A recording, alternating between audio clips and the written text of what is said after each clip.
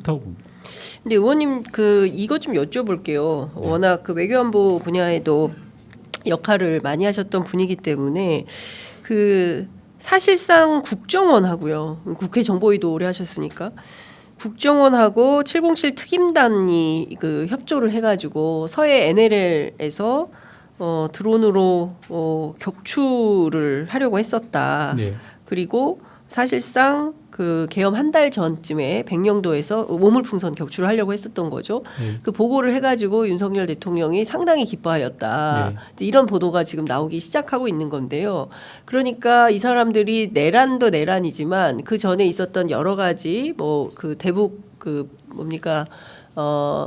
전단 보내고 그리고 오물풍선에 대해서 원점 타격하고 연평도에서 사격 훈련 하는 것도 그렇고 전반 무인기 보낸 것도 그렇고 그러니까 전반적으로 보면 국정원과 군이 공작을 해서 좀 북풍을 일으키려고 했었던 것은 아닌가라는 의심의 정황들이 계속 발견이 좀 되고 있습니다. 네. 우선 저는 충분히 개연성이 있다고 생각합니다. 첫 번째로는 해봤던 사람들이에요. 예를 들어서 지금 용산 대통령실에 있는 김태호 차장. 네.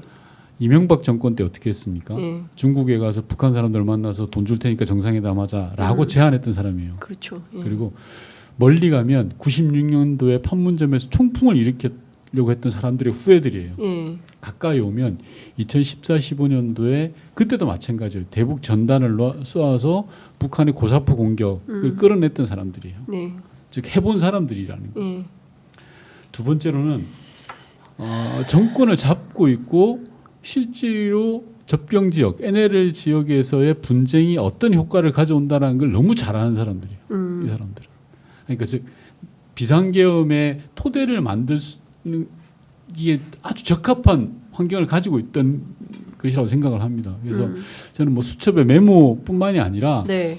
실제로 추진을 했었고 그게 어디까지 갔는지는 조사를 통해서 밝혀봐야 되겠습니다만 네. 제가 아는 그리고 기존에 해왔던 그런 상식선에서 볼 때 이자들은 충분히 시도했을 걸로 저는 보고 있습니다.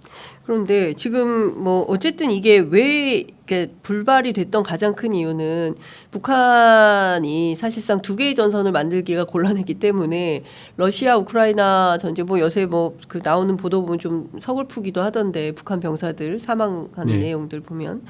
근데 그런 것 때문에 이제 다행인 거지. 그게 아니었으면 실제로 전쟁이 났을 가능성이 높다. 이런 주장을 전문가들이 하거든요. 원님도 그렇게 보십니까? 그런 분석도 할 수 있습니다.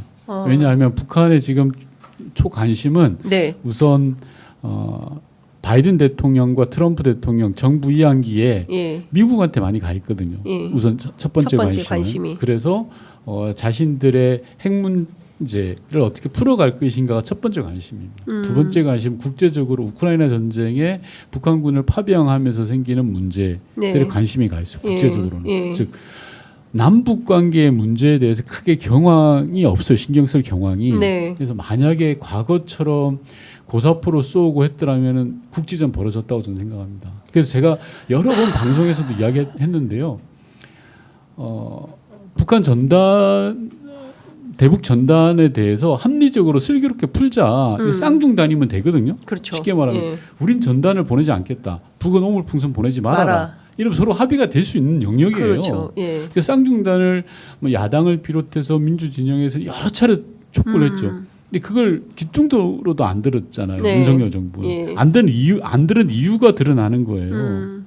아니 오물풍선과 대북전단 문제를 합리적으로 슬기롭게 해결할 방안이 있는데도 불구하고 듣지 않은 이유는 바로 이거죠.